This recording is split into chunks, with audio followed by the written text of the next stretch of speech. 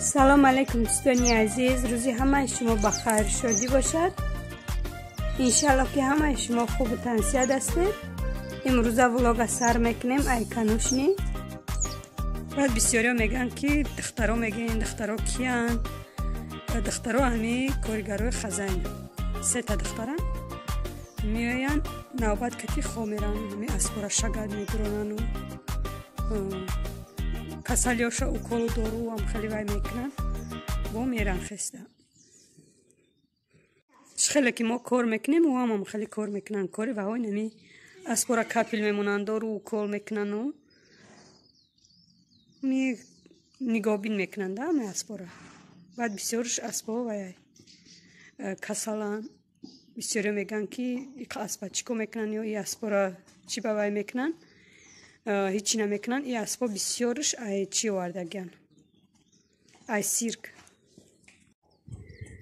اینای افتوگر میشه شوکه دارن، اسبا بسیارش شوکه میکشن برای پشه نگزیدنشون. این خمه گردن میدن کشد گرایوره این گرایوره باشه که گروشه اومد نامش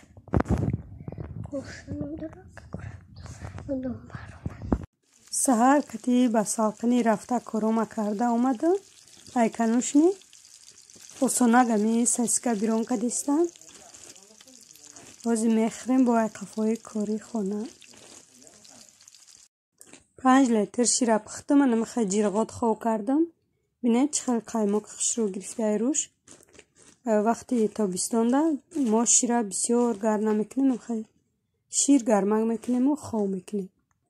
میخوال یک کاسه کلا اونده چالو کردم، 1-2 برگی پودینه انداختم بوش برامده بیسته گفتم برای عبیدای یا 20 منوت دیگه وقته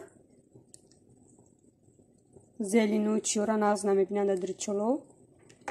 پامیدور بودرین خیلی نیسته نداریم تمام شید. نمیخوای پودینه انداختم گفتم بوش برامده بیسته دای گرمی دیگه فقط چالو و مراجنیک و خنک میخوری دیگه ایچی. اما خیلی درست گرم میکنه که با یخ انداختم. اما خیلی خلاده نیده میمونم میسته. اینه دوستانی عزیز کارتوشکوی ما هم خیلی گلیخش رو کردیم. ای گاو زدن بیزار شدیم گفتم 2 روز زنین جویا کنیشونا گفتم خمی کارتوشکا ما خرید میبره جونای دایی شهر غریبی مثال همه برای بردنمون اومده گیان. همی چی هم که خرید مهنت میکنی همو هم سوزای اویلای بسیاری ده. خیلی هر هفته یک قبچه خریدنم آسان نیست ده. اینه قدر کارتوشکا کرده بودم ایجاده باشه گفتم اسنی اگرات تمونین ما اگرات کاری میکنم. کاش که مونی نمیگفتم میکردن یا برا هم ماشه میکردم کارتوشکا هیچی هم نکردم. نو دو جویا کشنم خیلی نو دو تاشم خیلی جویا کردیم. از ایسنشه علافوشم خیلی زدن و ایسنشه هم خیلی جویا میکنن. نمی خیلی گلی خشرو کردیم پاونی هرچی هم دارو را زدیم و با خدشون کمتر دوید. خیلی که خداوند که حاصل شبتیه حاصل امسالش میبینیم.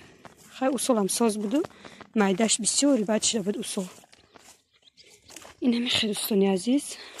بعد گفتم که زلینه شما قدر کلان شده یان ایمان نبرومده ای زمین خودم کرده بودم 3 هفته شد قریب نه گشن چو ای زمین برومده.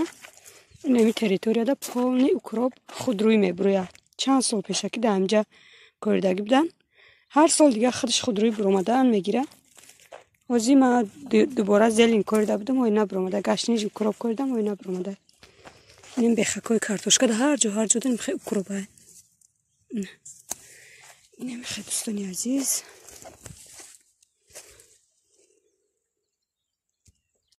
مرغورم سر دادم این روز پراگولکا کدیستن هم خیلی هفته و گرمه اگر که خور رفتنی درویم خیلی روبه نیو یک خوبه تا روبه ایادمون برومده نمخکه میکنیم با روبه که ایادمون برومد با سر میتیم.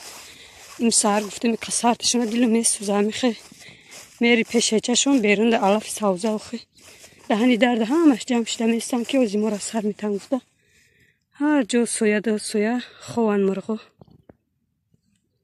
مرغوی هم سر داده گفتن سر گفتم یارا میرن یکی تکیده میزنن نکششون گفته در یشیشون انداختم دونشون هم تمام شده طرفای رایون هم نرفتیم که دونشون خریم همین روز دونشون تیار شدید تمام شد نمیدونم یاده چی میتونم یاده تخم بیارم هیچه تخم جوشونده بتمشون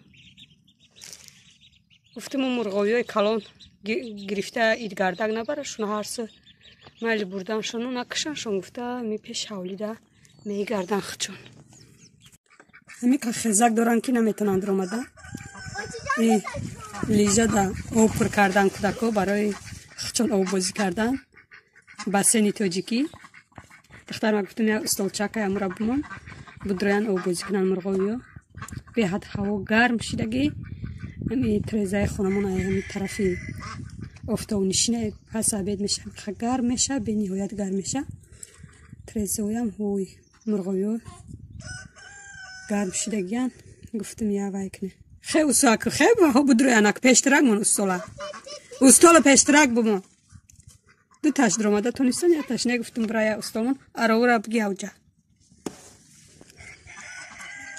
بگی خشرو بازی کنم ایرا کداکو پر کرده موندگیان گرشا با او بازی میکنیم گفته مرغوی دیگه میمونن بیرده سر دادگی گرگیردی او تو خورستن دوستان عزیز در اینجا کم ترک چک کردستم دمو در کره 3 دانه تخم کم ترک سودا نوکی قاشق چده باشه میشه یا 10-11 قاشق ار در کره قاشق کلان تخمای بازاری خریدگی میده تریده من خیلی نگلاس حساب کرده انداختم قریب 11 قاشق ارد میرفته چخلی که همه شما میدونه زولای همی چک تخم خولیه دسته آدم دا میچسبه دوستان عزیز همه شما میدونه رسیپی چک دا همی دوامی ولاگ موندم خیلی اگون کسی در کار میشه اگون وقت تماشا میکنن رسیپی مورا یگان چی پس کنم بعد پادپیسچیکو می نویسن که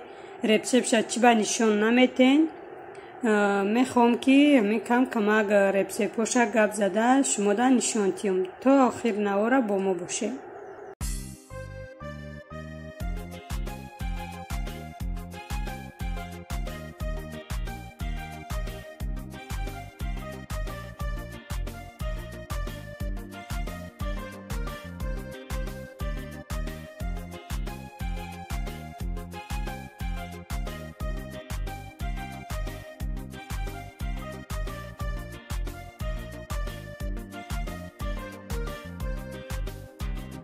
پونزده 20 مدر میگیره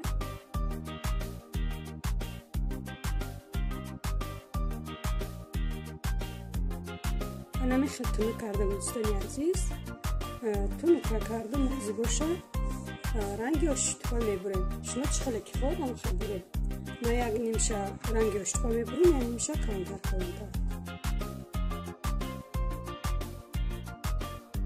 سوالا را 3 تقسیم کردم 3 نمود میبریم یک رنگی اشتفا یک تای دیگه ش کلانتر یک تای دیگه ش میانه دوستان عزیز من خیلی بریدم یوشا رنگی اشتفا بریدم یوشا کلانتر میشه اوی بلند میکنم من یارا میدان میکنم چون میدانشان وقتی سکشونی مواقع کردن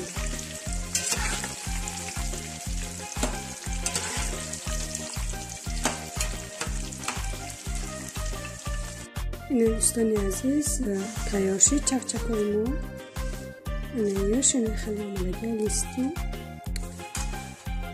یوش بازی همش تا سکشونی مواقع میکنم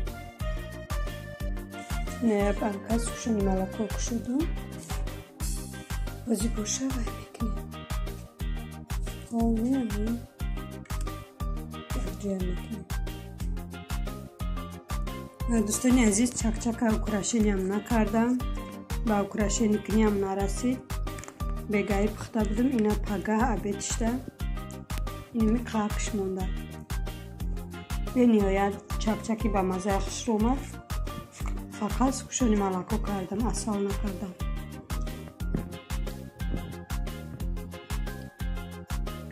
تا ویدیوی آینده خداوند نگهبانتون باشه دوستان عزیز. کسانی که در کانال ما ابونه نیستن ابونه شوین، لایک و کامنتاری را فراموش نکنید دوستان عزیز. خداوند نگهبانتون.